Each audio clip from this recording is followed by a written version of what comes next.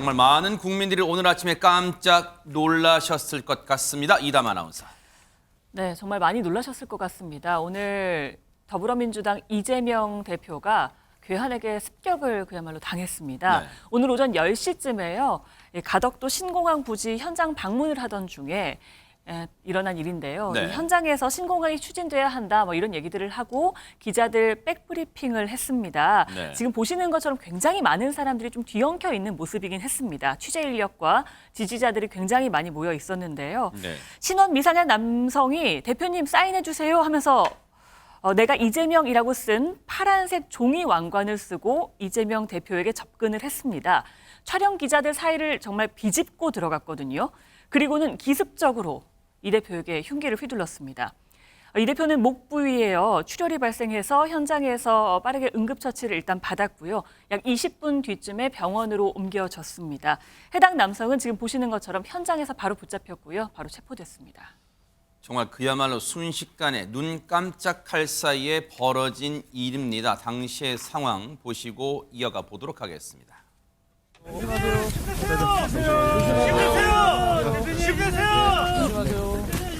원칙과 상식 의원님들 만날 계획은 있으실까요? 이낙연 전 대표가 오늘 내일 좀 거취 표명 예고했는데 입장이 어떠세요? 사이라는 말.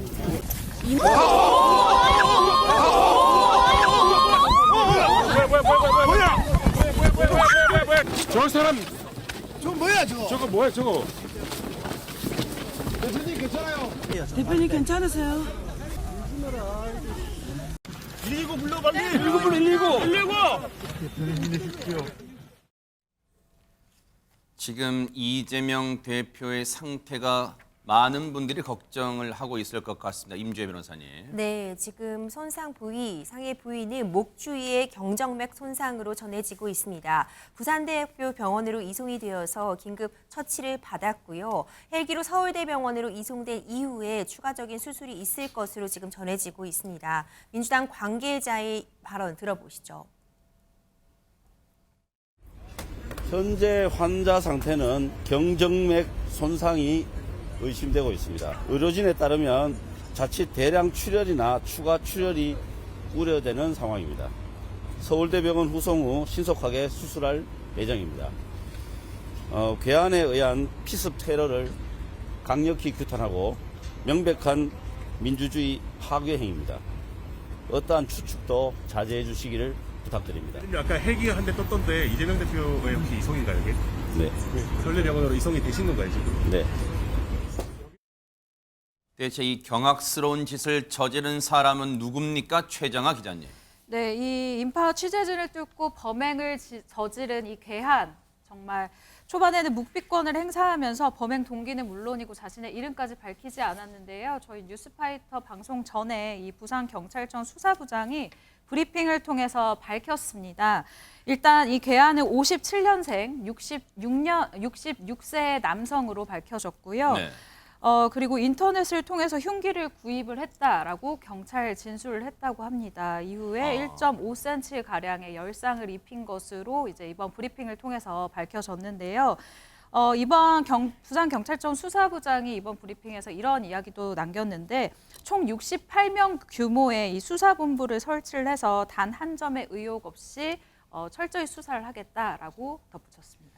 지금 저 얼굴을 좀 뿌옇게 처리된 저 남성이, 저 괴한이 정말 손쓸 겨를도 없이 이재명 대표에게 다가서는 순간 정말 저렇게 공격을 가했고요. 흉기 피격을 했고요. 그다음에 저렇게 이재명 대표가 급히 실려가는 모습까지 저희가 보여드렸습니다.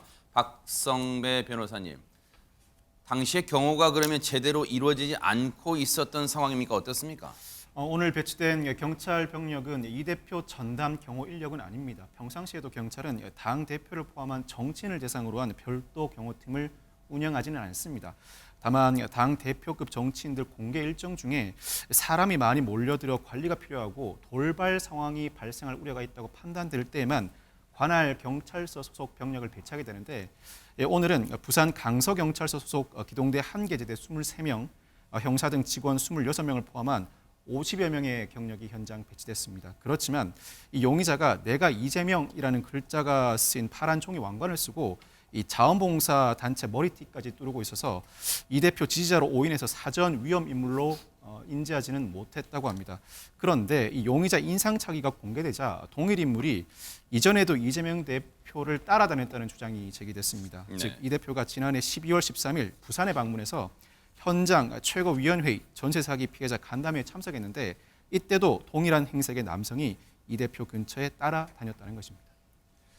지금 보세요. 저 남성이 머리에 뭔가를 두르고 있는데 지금 언론들 보도를 보면은 저게 종이로 만든 왕관 모양이라는 거예요. 거기에 그리고 어떤 글자가 새겨져 있고 앞서 저 남성이 물론 아직은 좀 더 사실관계를 파악해야 됩니다만 전후 관계를 파악해야 됩니다만 지금 찍힌 그 언론의 사진에 찍힌 모습을 보면은 저 인간이 저 남성이요 이재명 대표에게 흉기 공격을 가하고 주변에 있던 경찰과 이 경호 인력들에게 제지 당하는 순간에도 웃는 모습이 포착이 됐어요. 그게 범행 전인지 후인지는 좀 더 면밀하게 전후 관계를 따져봐야겠지만 범행 후일 지금 이 모습입니다. 여러분 저 남성의 치아 보이시죠? 지금 웃는 모습 범행 후인 걸로 추정이 되고 있어요. 왜냐하면 범행 전에는 순식간에 다가옵니다. 왜냐하면 기자들이 아까 보셨지만 이재명 대표에게 당내 상황 관련 쉴 새 없이 질문을 하고 있었고 저 남성이 사인을 해달라고 다가오는 순간 그 말이 끝나기가 무섭게 품 안에 있던 흉기를 꺼내서 이재명 대표의 급소 부위를 공격을 했기 때문에 저 남성이 범행 전에는 찍혔을 가능성이 낮은 상태입니다. 지금 저 모습은 그래서 범행 후에 찍혔을 가능성이 높고 범행 후에 만약에 저렇게 웃는 모습을 보였다. 정말 소름이 끼치지 않을 수가 없는 그런 장면입니다. 그런데 임주혜 변호사님, 네.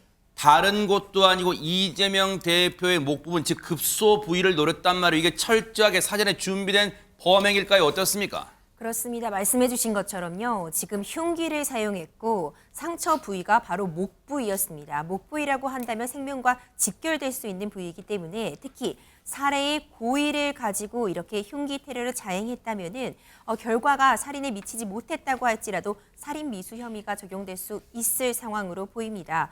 2006년도에도요. 지방선거 직전에 박근혜 대통령, 전 대통령이 커터칼로 얼굴에 피습을 당하는 그런 사건도 있었는데요. 당시는 커터칼이었고 이제 얼굴 부위였기 때문에 살인 미수 혐의는 인정이 되지 않았지만 상해 혐의로 징역 10년이 선고된 바가 있었거든요. 이번 사안 같은 경우는 그 부위라던가 이전에 어떤 범행의 사전에 준비된 부분까지 확인이 된다면 살인 미수 혐의도 적용될 수 있는 사안으로 판단이 됩니다.